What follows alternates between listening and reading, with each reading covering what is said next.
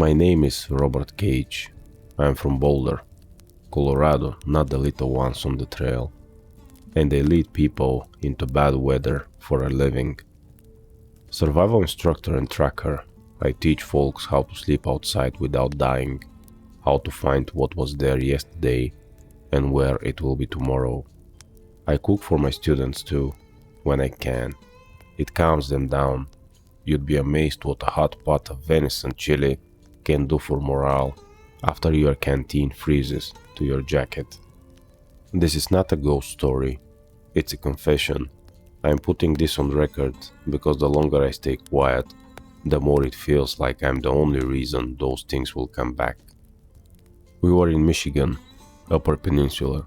The Porcupine Mountains look gentle from a distance, all rounded and soft, but in winter, every fold hides a mouth.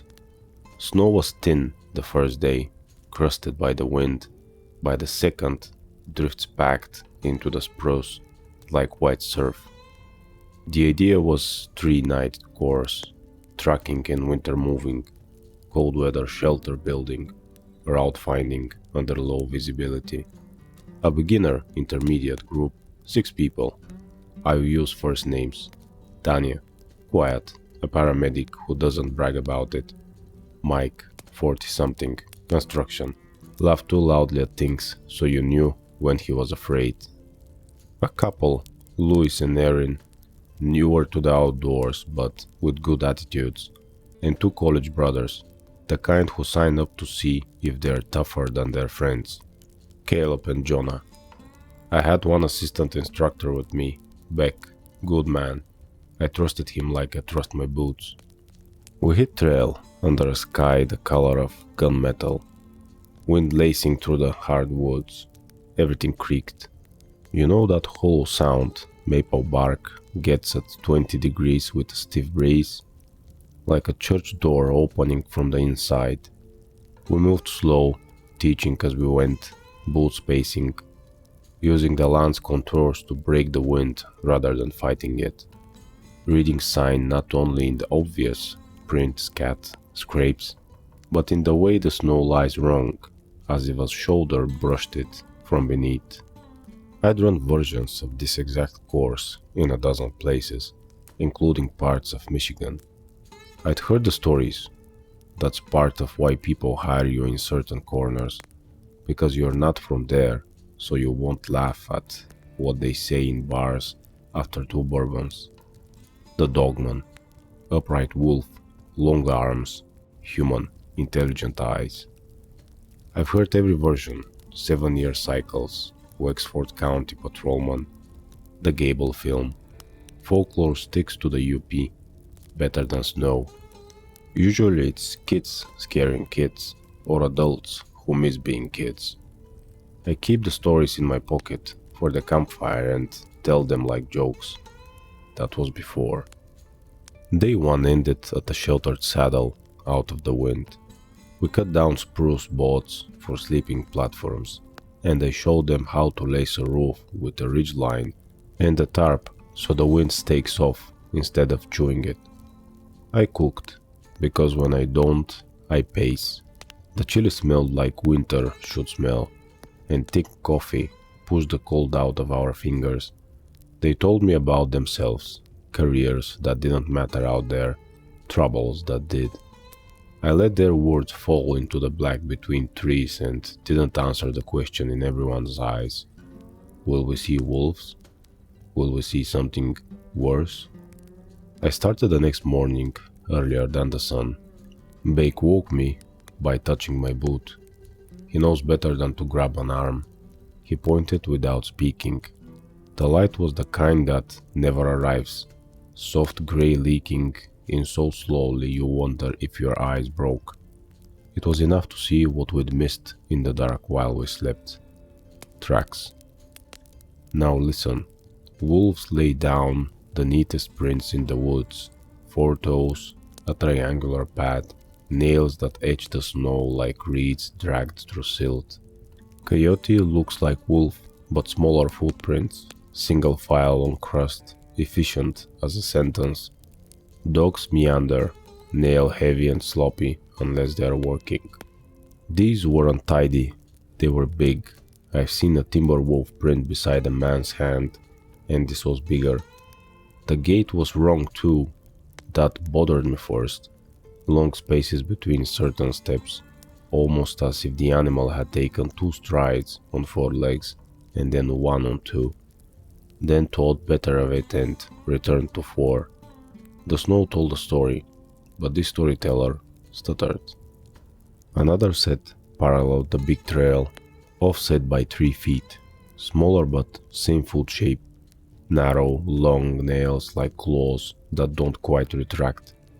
And then I saw the strange ones, tiny, imperfect versions of the small set, 3 of them weaving, not like a wild litter following a mother, no single track to tuck their feet into the way wolf pups do, neat as coins in a roll.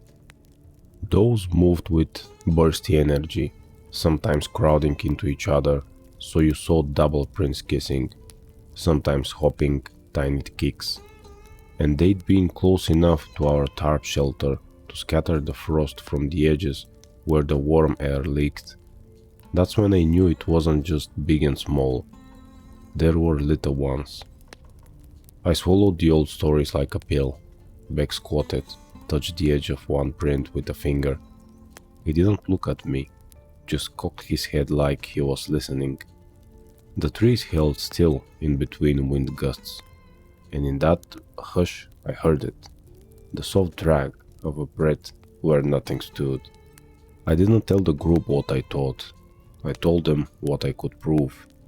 We had a large canid moving erratically, and at least 1 immature animal, possibly more. We had near camp presence, which means we'd been made. We talked about camp hygiene and scent. Erin asked if wolves would come so close. I said sometimes, in winter, if you smell like food. I didn't say the rest. We adjusted our plan. We'd switch to a tighter file and stop less often. Keep voices low. I clipped bear bells to the back of Mike and Jonah because they were the most likely to lag. Bells aren't a talisman. They're just honesty. The forest deserves a little warning before you appear in it. We moved, and the wind moved with us, shouldering through the balsam like something claustrophobic trying to get out. The trail wound under low boards glazed with rime.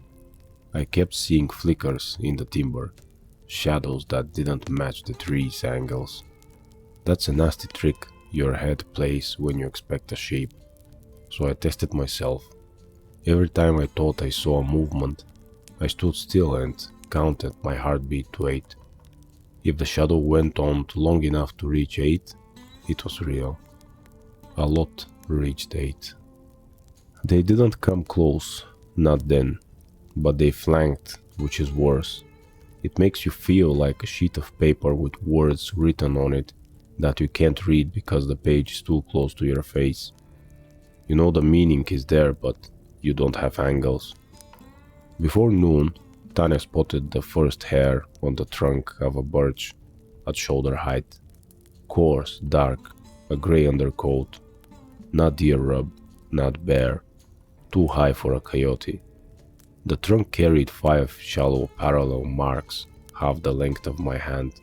Scratches that started deep and lifted like someone eased up to avoid tearing the bark more than they meant to. I've seen curiosity marks on trees from every animal you can name. This felt like a note pinned to a door. Beck met my eyes. He didn't have to say it. We were being counted.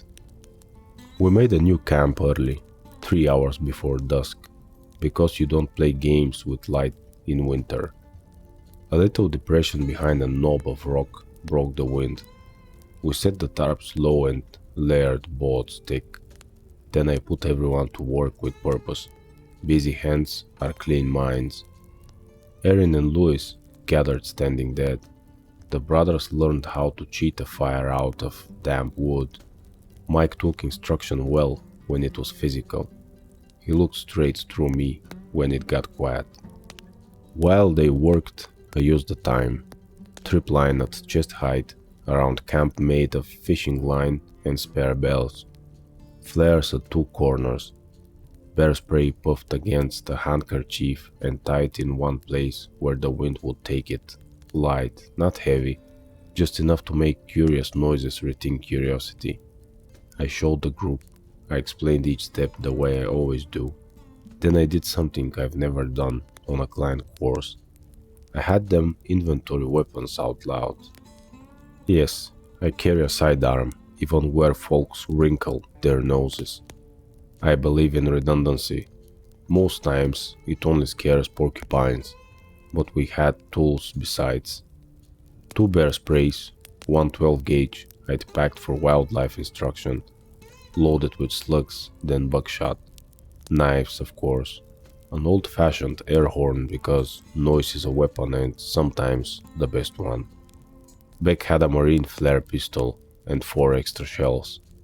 Caleb produced, sheepishly, a telescopic baton he'd bought because he thought it looked cool. It did look cool. I got the feeling that mattered to him, and in that moment, I didn't mind. I cooked loud that night, metal on metal, intentionally clumsy, like a man who's little drunk on his own camp. Chopped deer sausage into the beans so the wind would carry the smell. We ate with plastic spoons and joked like people in a hospital waiting room. Sound too big for the room. When the laughter stopped by itself, I told them a story to make them feel better. About a night outside Grand Marais where a wolf came to look at our sausage grease and turned out to be an ancient Malamute who'd run off from a failed winter camp years back and learned how to beg in snow. They laughed again, thinner. Then I told them the rules. If the bells sound, you do not leave your tarp unless I say your name. If I say your name, you repeat it back. We practice it now. We did. They thought it was funny. People always do the first time. Then we put out everything that could glare or shine. And we put our voices away, like valuable tools you don't want to drop on a rock. The wind woke at midnight. You think wind is just noise until you hear it carry a shape. It ran through the trees and caught on the guy lines and made them sing. It hissed off the ridge. It brought with it the faintest sound, pads on compacted snow, not a step, a rebalancing. The bell on the north line ticked once, then again. I had the shotgun in my hands before I was out of the bag. My breath bloomed into crystals. I whispered, "Mike." He said Mike, voice hard with sleep. "Erin?" "Here." "Louis?" "Here." "Caleb?" Silence. "Jonah?" I said, and Jonah said, "I'm here." And in that space Caleb whispered, "Caleb," like he was ashamed for the first time in his life. I could barely hear him over the wind. He wasn't where he should be in the circle. He shifted in his sleep, like the bells meant nothing. I caught his sleeve in the dark and squeezed it once, a warning and an apology both. The bell ticked again on the north line. I crawled to the edge of our tarp. The wind dropped, as if it had run out of voice. I saw it. Not all of it. A shape that refused the angles of the timber. Taller than me by a head, shoulders too broad for a canine silhouette. Tapering to hips that looked wrong, like it had borrowed them from a person. The head though? The head was all wolf, except longer, ears cocked forward so sharp they could cut. Its breath smoked out and scattered. The eyeshine, please understand me, was not green or gold or red like a child's story. It was the wet, lamplit color of an animal that knows it is seen and doesn't care. Beside it, slinking between a spruce and our line, was something half its height and built like a teenager built, its first time standing up straight in a new body. Its arms dragged fingers along the snow like it hated the feeling. I think it would have smiled if it had the habit. I raised the shotgun, then it stepped back, perfectly calm, and then, this is important, it turned its head away, not like a prey animal, not nervous. It turned the way a person does when they don't want you to see who they are looking at. Behind me, something lightly touched the tarp with a nail. I swung around so fast I cracked my elbow on a pole. The second bell, east line, gave one hard jangle. I fired the first flare, not from the shotgun but from my mouth. Don't move. It's not brave to make noise when you're scared. It's sensible. It gives your fear something to hold on to beside your throat. The flare pistol went up in Beck's hand, and the camp filled with sun for a half-heartbeat, bright as a welder's arc. In that flare light, I saw a face a foot from the tarp edge. Not a full face, a slice. The ridgeline of a muzzle, the wet of the nose, the foam glinting on a tooth like candle wax. The small one again, or another like it. It flinched from the light, not afraid of it but surprised by the taste of color. Beck racked back for the next flare. I felt the big one on the north edge move, and the odd gate was a sentence I could finally read, a mind thinking about the distance between trees and using it. I fired the shotgun at the sky with the first shell, buckshot, so it would scatter and sting and tell them the air had teeth. The sound ripped the wind in half, and for one breath everything held perfectly still, as if the forest waited to see what kind of animal we were. Rule 2, I said. If you leave your tarp, you do not leave the bells. We didn't sleep more. The wind kept trying to tell us something and, like fools, we pretended we understood. At dawn the prince showed us the truth. They had tested our lines, our patience, our lights. They had approached low to the ground like shadows, like boys playing a game outside the house where their parents slept. The big prints didn't come closer than the first bell. The smaller ones had scrolled all over our edges, like children writing on a fogged window with fingers. And the neat little erratic tracks, the littlest, had blundered right into the bear spray handkerchief and then panicked. You could see the tight prints hop hop hop back, a little spray of snow where they shook their heads. I should have been relieved. I wasn't.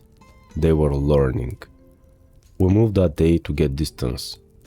Teaching time became travel time.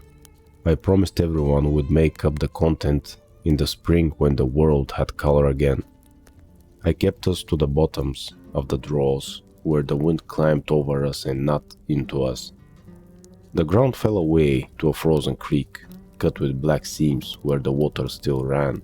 We followed it, boots ringing on ice. Tracks paralleled our course high on the slope.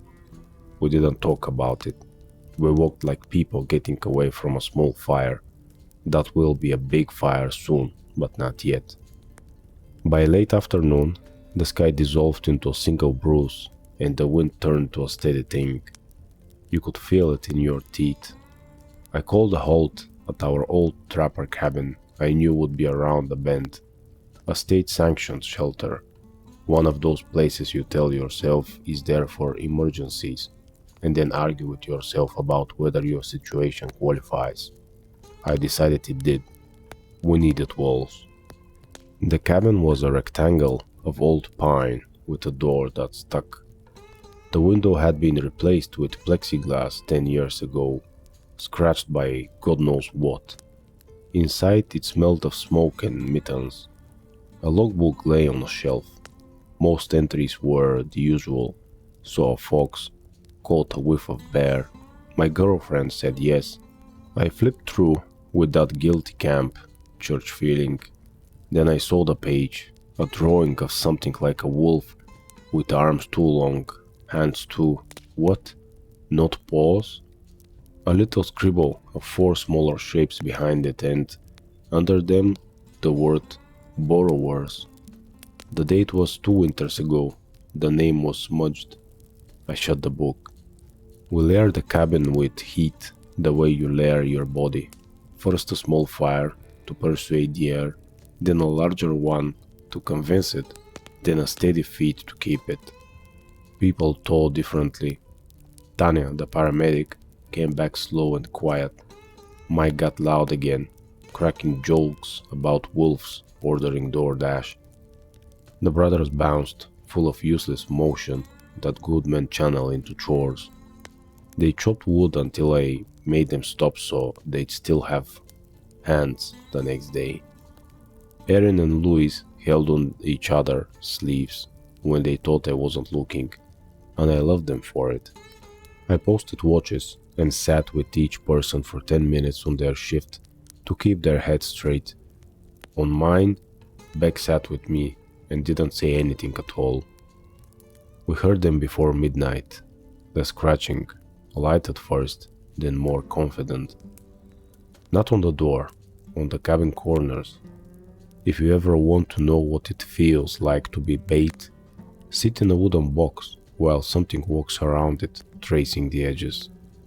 Sing for them, I told Beck. He looked at me like I'd lost it, then understood. He took the air horn and laid on it in short blasts. I had the flare gun ready. Tanya held the bear spray like the catechism. Caleb had his baton out. It looked less cool under lamplight. The first real test came quick. A figure leaned into the plexiglass window and breathed onto it, and for a second we saw nothing but an oval of cloud that tended to show fur like a bristle brush and an eye too clever for me to name. Then the small ones went to work on the back corner with their nails. Scratch, scratch, faster when we didn't respond, like raccoons learning a doorknob. I fired a flare through the window gap into the night so it burst 6 feet off the ground into a cluster of sun petals. The breath on the plexi stopped. Something heavy moved past the door, the way a truck does on a road you can't see. The little ones jittered, no other word for it, and spat a wet cough. Our smoke went up the chimney and drew hard. The air inside leaned toward the flue. When the flare guttered out, we were back where we started, a wooden box. Beck looked at me as if to say, "What's the next page in the book you teach from now?" I didn't have one. There is no chapter titled "When the Wolves Bring Their Kids to Watch You Try Not to Die." We lasted until the hour when the fire goes honest, between 3 and 4, when heat and effort trade places. That was when the back of the cabin boomed like a drum. Something big had thrown its weight against the logs, right where the seam was widest. Not testing anymore, fighting. "Positions," I said, and that was when Mike made the mistake of bravery. He lunged for the door, meaning to get outside and draw them off. Maybe, or to prove something to himself. I think about that a lot. He wasn't dumb, he was human. I grabbed his pack strap, but the door had already opened against the pressure of the wind. And the shape filled the frame, shoulders and steam, and the mouth, like a smile turned around the wrong way. It came in on 2 legs and dropped to 4 like a man losing his temper. We didn't scream, there wasn't time. Noise happened anyway, an impact of bodies, the racket of a tin plate skipping across the floor, the dry click of a baton hitting bone, and not knowing what to do when it found it. I saw the big one and then I saw only parts of it, sickle claws, a knee like a knuckle, breath stringing between teeth like glue. The inside of its mouth was black. Caleb hit it with his baton, and then the thing swatted him the way a parent slaps a child's hand off a stovetop. He shrieked once and shut up like a good student absorbing lesson 1. I shot it. Slug center mass. The sound in the cabin, that size could have cracked heads by itself. The slug thumped in, like a fist into a wet carpet. The big one jerked, did not fall, did not even flinch the way animals do when pain is new. It turned on me. One eye filmed with something that might have been blood, and I saw it think. It snatched the shotgun barrel with one hand, not paw, hand, and pushed it aside with an ease that still makes me sick. Its claws didn't cut the steel, they didn't have to. Backfired the flare into its face. Everything in the cabin went white, then red, then dark, with an after-image scratches. The thing made a noise I will hear when I die. Not a howl, not a human shout, a ripping. It stumbled back against the door and took half the door frame with it, going out. We piled against the broken door with our shoulders, while the small ones yammered outside. And that ridiculous word, borrowers, came back to me from the logbook and made a stupid kind of sense. They'd come to take. We just didn't know if it was us, or our tools, or our heat, or our fear. Out the chimney, Beck said later, laughing too high, and I realized that if I didn't make a plan, we'd break our heads with our own jokes. We didn't have to wait for morning. Morning wasn't coming. Not the safe kind. The big one, and I didn't think of it as a wolf or a dog or anything in a book anymore, was hurt. Not mortally, God I wish, but hurt. It would either rage or retreat. The little ones would watch and learn. That's what little ones do. The smaller adult, maybe the mother, maybe not. What do words matter? Was somewhere close because I could feel its attention, like the pressure change before a storm.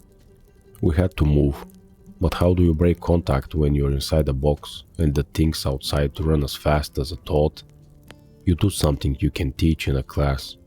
You create a corridor you control. You make a promise with noise. Backlight, I said, headlamps on low. Tanya, your rear guard with Beck, Louis and Erin, middle. Brothers in front of me. We'll go to the creek and stay on the ice. It's loud, so we'll be honest about it. No one gets brave. If something knocks you down, you curl and I will handle it. Handle how? John asked, voice small. With what I've got. What do you have? Mike demanded. And for once, the question wasn't a challenge. Everything I taught you, I said, plus one shell. We moved with the wind to our backs and the broken door swings wide like a mouth left open. The night outside wasn't a night, it was a room with an absent ceiling.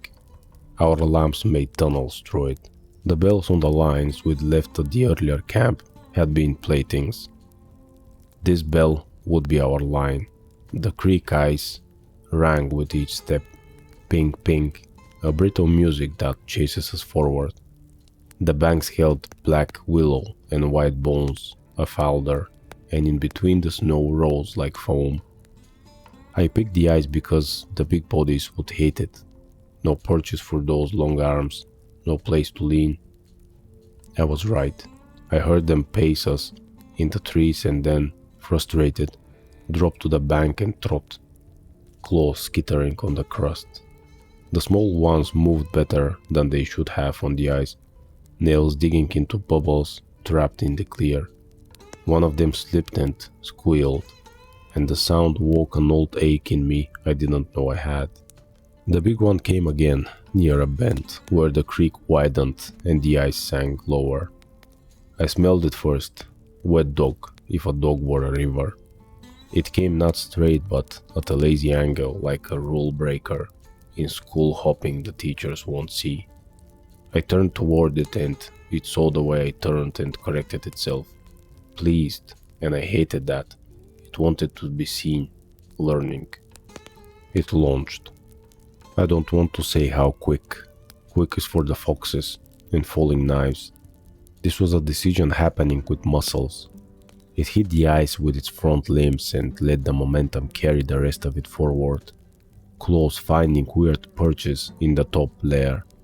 I stepped on into it, not away, like you do when a wild dog charges. The baton, Caleb's, was in my left hand and I jammed it into the thing's mouth sideways, the way you stop a gate from slamming with a stick. It bit down so hard the telescoping section crunched back into itself, and the sound was almost comic, if anything could have been. The barrel of my shotgun was under its jaw, safe from its hands for a second, because it had a mouthful of steel and could not let go without letting me live. I fired my last slug. The ice sank lower. The slug ripped through the palate and into whatever counted as the sinews of a nightmare, and the thing's breath came out past the baton as a hot spray that smelled like meat left too long in a truck. It felt sideways, not down, sideways.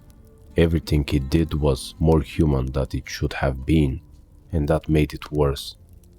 Its shoulder hit the ice and spiderweb cracks ran away beneath it, like lightning underground.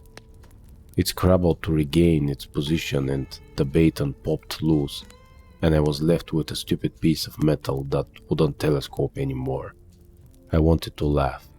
"Go," I said, and somehow they did, stepping around me like I told them to step around a wounded thing that is not done being dangerous. Their headlamps drew the small ones like moths. The little shapes skittered in the margins. One of them hissed a sound learned from something else that had lived under a porch. The smaller adult, or older juvenile, I don't care the label, came down the bank with purpose. It had patience. It had waited for the moment we were all busy. It aimed for Jonah, because Jonah's lamp was shaking and fear makes a light taste different. I threw the empty shotgun at it, the way you throw a basketball to stop a charge, and it knocked it away with disdain. Then something happened that had nothing to do with me being smart. Mike, brave, loud, often wrong, took the air horn I'd hung around his neck and held the button down for a count of 5, the way I told them never to because it wastes the canister. The sound on the creek stripped the night like paint.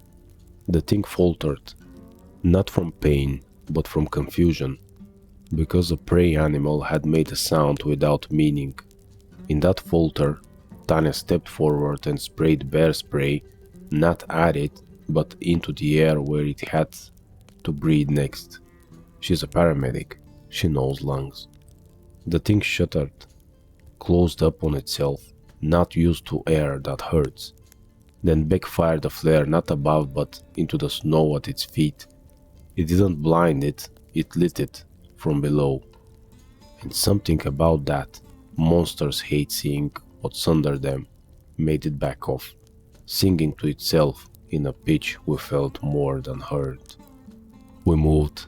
God, we moved. The ice took us like a road. The banks rose and fell. Somewhere out there a snowmobile track crossed the creek and I aimed for it like a prayer. Our breath hung behind us the way bad decisions do. Visible, undeniable. We found the track at dawn, or at least the time that would have been dawn if the sky had memory. The snowmobile route had been cut by rangers who care about people who think they don't need to be cared for. We turned onto it and the world felt like a world again. Distance, markers, a way to measure your life in yards and not in breadths. A quarter mile later, we saw the sign, Ranger Station 2.1. It might as well have said Haven. We didn't stop when the bells behind us went silent. We didn't stop when the small ones' chatter faded. We didn't stop when the big one, hurt and angry, stood 200 feet back from the trail and watched us leave like a man who's realized the scene he's in is over and hates the credits. He didn't follow us to the road. They don't like places with names. At the station, I did what I know how to do. I got everyone inside, counted heads, treated Caleb's bruised ribs and the slice of my own forearm I hadn't noticed. Made cocoa so thick it was almost a binding agent. Tanya sat down and cried without noise. Louis and Erin didn't let go of each other's sleeves. Jonas slept with his eyes half open, and the brothers looked like versions of each other in a mirror that lies only a little. Beck and I counted ammunition we didn't have. When the ranger arrived, tall, suspicious, the kind of man who sees more than he should, I handed him the logbook, open to the drawing. He looked at the page, then at us, then at the door. "You won't find prints," I told him. "Not there, not where you want them to be. You'll find them where you don't intend to look." He didn't answer. He didn't call me a liar either. We gave statements that sounded like our mouths had been full of snow while we talked. That's how it is after. You understand what happened too well and can't stand the sound of your own understanding. They offered us a ride out. I took it for my clients. I went back later alone to break down what we'd left, because that's my job. I tell the woods we were there and then I tell them we're gone. Sometimes the woods answer. Sometimes they send their accountants. I found the cabin again at noon, with a sky as flat as memory. The door hung wrong, a slant mouth. Inside, it smelled like smoke and animal, bread dried on wood. The ice between here and the creek had been scattered by claws in arcs like someone learning cursive with their left hand. In the snow beside the step, under the eave where wind won't scour, I found prints like the small ones we'd followed. 3 sets, and one like the larger adult.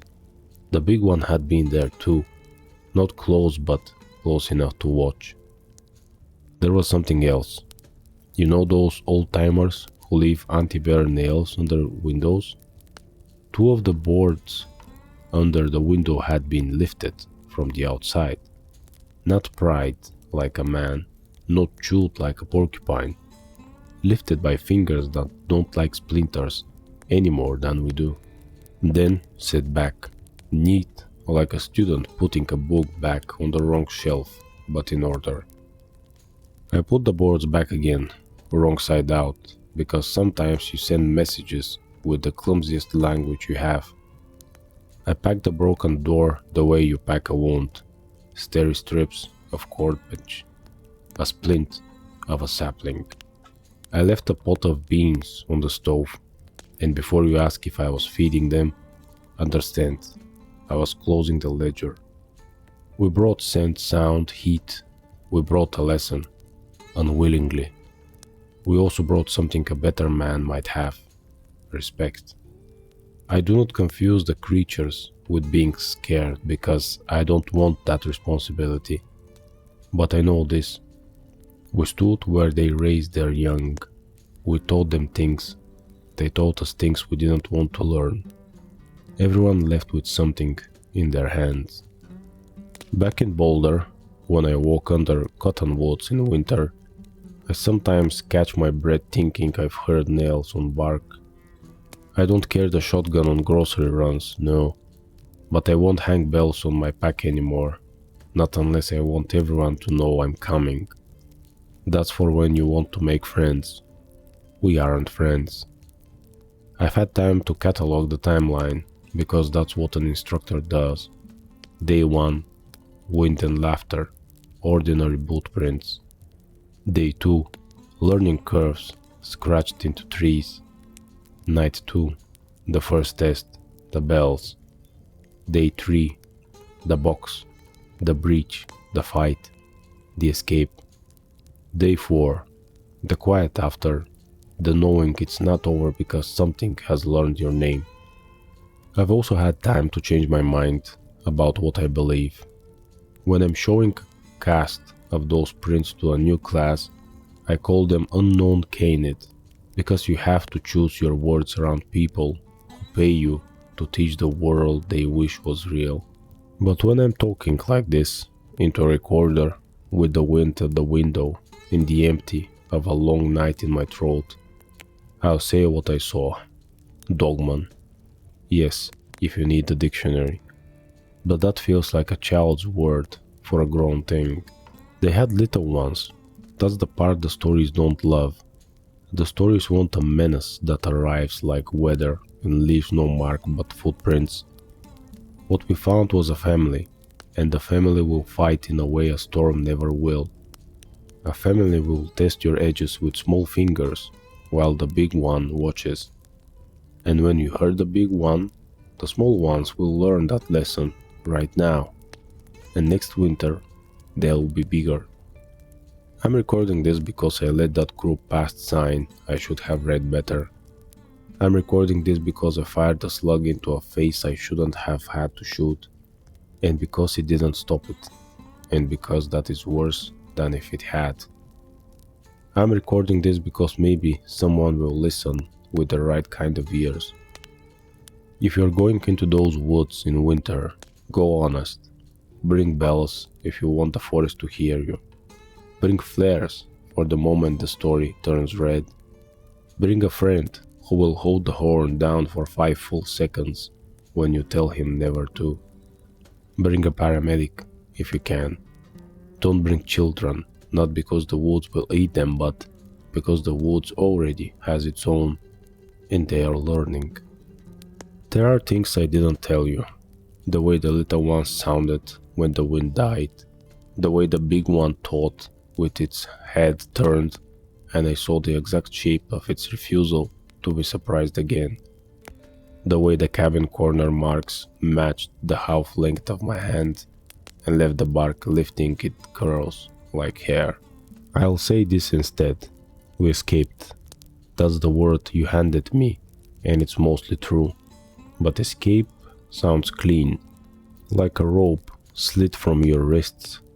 What we did was survive into the part of the story that doesn't belong to us.